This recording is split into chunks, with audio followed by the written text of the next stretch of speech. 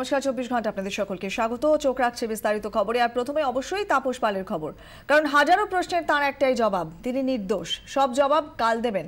সাংবাদিকদের প্রশ্নের উত্তরে একই কথা বললেন তৃণমূল সাংসদ তাপস, সঙ্গে ওড়িশাবাসীকে শুভেচ্ছা জানালেন নতুন বছরের। আমি একটা পরিষ্কার লোক, আমি নির্দোষ। আমি আবার একটা কথা বলছি, আমি নির্দোষ, আমি দোষী নই। কালকে যখন আমাকে তোলা হবে সেই রেজাল্ট তো আপনারা দেখতে পাবেন, সেই রেজাল্ট আপনারা দেখতে পাবেন কালকে কোর্টে, আপনারা দেখতে পাবেন, শুনতে পাবেন, জানতে পারবেন সবকিছু। রোজভ্যালি কাণ্ডে সুদীপ বন্দ্যোপাধ্যায়ের যোগ জানতে মরিয়া সিবিআই। তাপস পালকে জিজ্ঞাসাবাদ করে এ সম্পর্কে আরো বিস্তারিত তথ্য জানতে চান কেন্দ্রীয় গোয়েন্দারা। গতকালও গভীর রাত পর্যন্ত তাপস পালকে ম্যারাথন জেরা করা হয়। রোজভ্যালির সঙ্গে সুদীপের ঠিক কি যোগ, কত টাকা লেনদেন হয়েছিল তা জানতে চান গোয়েন্দারা। আগামীকাল সিবিআই দফতরে যাবেন তৃণমূল সাংসদ সুদীপ বন্দ্যোপাধ্যায়, আর তার আগে তার সম্পর্কে যাবতীয় তথ্য জেনে রাখতে চাইছে সিবিআই।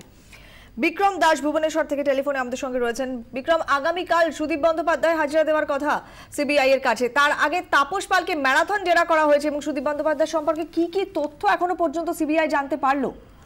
দেখো, যেটা আমরা সিবিআই সূত্রে জানতে পারছি, গতকাল গভীর রাত পর্যন্ত ম্যারাথন জেরা করা হয় সাংসদ তাপস পালকে, এবং তাকে জিজ্ঞাসাবাদে যেটা আমরা জানতে পারছি যে মূল উদ্দেশ্য ছিল সুদীপ বন্দ্যোপাধ্যায়ের সঙ্গে রোজভ্যালির কি যোগ ছিল, কি আর্থিক লেনদেন ছিল, এই আর্থিক লেনদেনের পেছনে কি কারণ ছিল, এবং রোজভ্যালির দ্বারা সুদীপ বন্দ্যোপাধ্যায় কোনোভাবে উপকৃত হয়েছিলেন বা সুদীপ বন্দ্যোপাধ্যায় দ্বারা রোজভ্যালি কখনো উপকৃত হয়েছিল কিনা, এই সমস্ত বিষয় কিন্তু সিবিআই আধিকারিকরা তাপস পালকে জেরা করে জানতে চাইছে। এবং যেটা অত্যন্ত তাৎপর্যপূর্ণ বিষয়, আমরা জানি আগামীকালই সুদীপ বন্দ্যোপাধ্যায়কে কলকাতা সিবিআই দপ্তরে সিবিও কমপ্লেক্স, সেখানে জিজ্ঞাসাবাদের বিষয় রয়েছে, সেখানে জিজ্ঞাসাবাদের সম্ভাবনা রয়েছে, এবং তার আগে কিন্তু সিবিআই আটঘাটে নামতে চাইছে। এবং তাপস পালের থেকে দেওয়া যে তথ্য বা সূত্র, সেই সূত্র অনেক কাজে লাগবে, বিশেষ করে যখন কালকে সুদীপ বন্দ্যোপাধ্যায়কে জিজ্ঞাসাবাদ করা হবে সেই সময় কিন্তু তাপস পালের দেওয়া তথ্য এবং সূত্র ধরে তাকে জিজ্ঞাসাবাদ করা হবে। তার কারণ সিবিআই যেটা বলছে, যেহেতু তাপস পাল একজন তৃণমূলের লোকসভার সাংসদ, অপরদিকে সুদীপ বন্দ্যোপাধ্যায় তৃণমূলের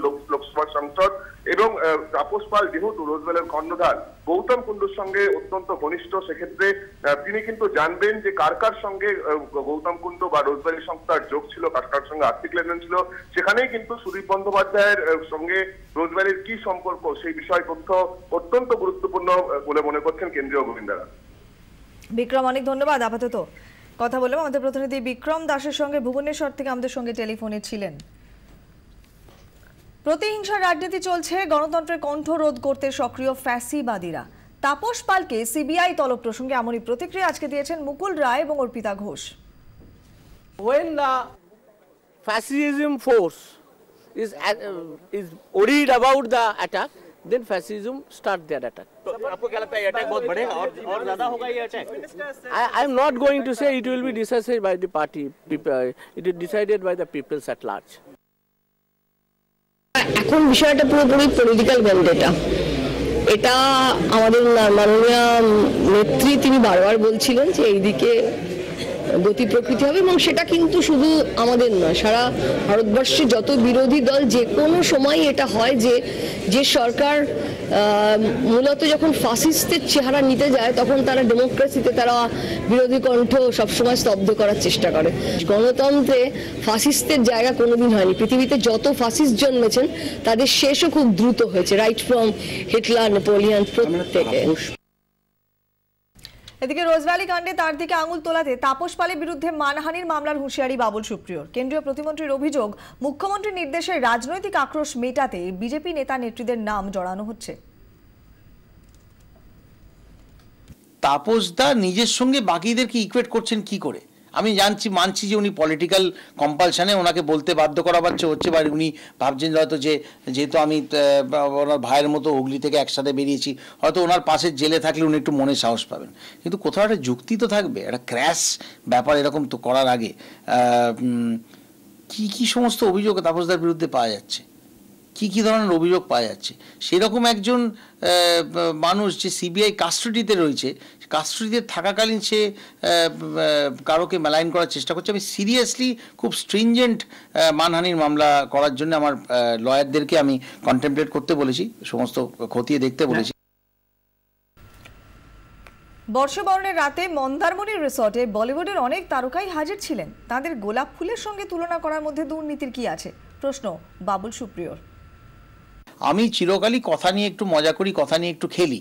তো আমি যদি একটা অনুষ্ঠানে দেখি যে 10-12 জন আর্টিস্ট এসছে ইয়ে থেকে, বম্বে থেকে, সেখানে আমি 10 জন আর্টিস্টের কে যদি আমি ফুল বলি, রোজ ভ্যালির প্রোগ্রাম, আমি যদি 10 জন ফুলের মধ্যে আমি একটা ফুল, এটা যদি আমি বলি, তাহলে এরকম কোনো বড় এপ্রিল ফুল নেই যে সেটাতে আমাকে দুর্নীতির সঙ্গে কোনোভাবে যুক্ত করে দেবে।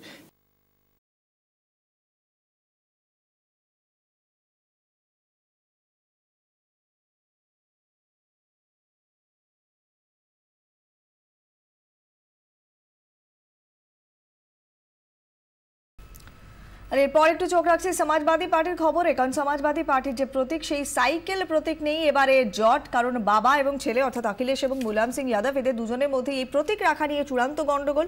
মুলায়ম সিং ইতিমধ্যেই দিল্লিতে দৌড়েছেন প্রতীক যাতে নিজের কন্ট্রোলে থাকে, কিন্তু অখিলেশও ছেড়ে দেওয়ার পাত্র নন। সাইকেল প্রতীকের দাবি মুলায়ম অখিলেশ দুই শিবিরেরই।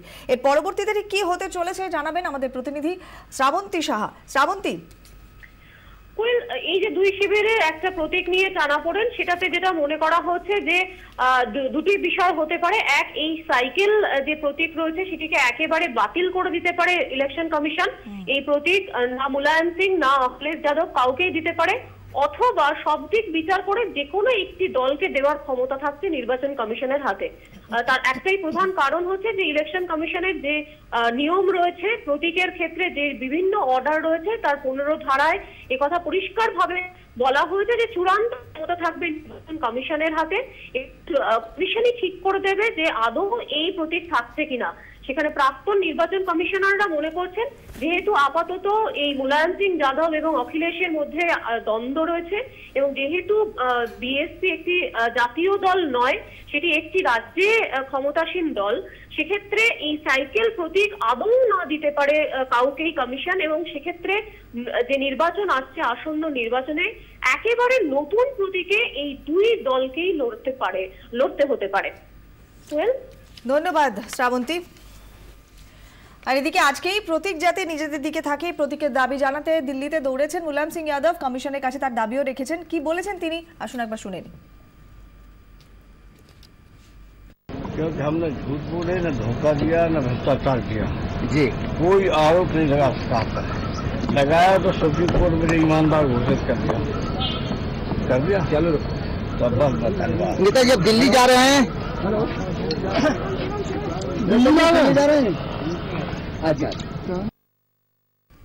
কেউ খলনায়কের তকমা দিলেও মুলায়ম সিং যাদবের সঙ্গ ছাড়বেন না। মুলায়মে অগাধ ভরসা রেখে জানিয়ে দিয়েছেন অমর সিং। हम मुलायम सिंह जी के साथ थे, हैं, रहेंगे, और उनके साथ रह करके अगर कभी नायक बने तो अगर खलनायक भी बनना पड़ेगा तो बनने के लिए तैयार है। मैंने अन्य नेताओं की तरह पत्रकार वार्ता में हाथ जोड़ करके राज्यसभा का टिकट नहीं मांगा। यह पूछे जाने पर मुलायम सिंह जी ने कहा अमर सिंह हमारे दल में नहीं है, हमारे दिल में है। तो अगर मुलायम सिंह जी अपने दिल से मुझे निष्कासित कर दें तो मेरे लिए खेद का विषय है, और दल का मेरे लिए कोई महत्व नहीं। মুলায়মে অগাধ ভরসা রেখে অমর সিং এর এই বক্তব্য থাকলেও অমর সিংকে পাল্টা কটাক্ষ করেছেন কিরণময় নন্দু। শুনবো কি বলেছেন। अमर सिंह तो बात बहुत है, कभी लंदन, कभी पेरिस, कभी अमेरिका, वो तो वहीं उठते हैं जाते हैं, उनका बात मैं क्या बोलूँ। उन्होंने कहा कि वो नेताजी में दिल में है, दिल से कोई अलग वो तो कितनी नेताजी का दिल में है, वो तो नेताजी का दिल तोड़ना चाहते हैं। पहले भी नेताजी का दिल तोड़ने के लिए बहुत प्रयास किया, नहीं हुआ। अभी भी आ चुका, नेताजी का दिल कैसा तोड़ेंगे इसलिए आया।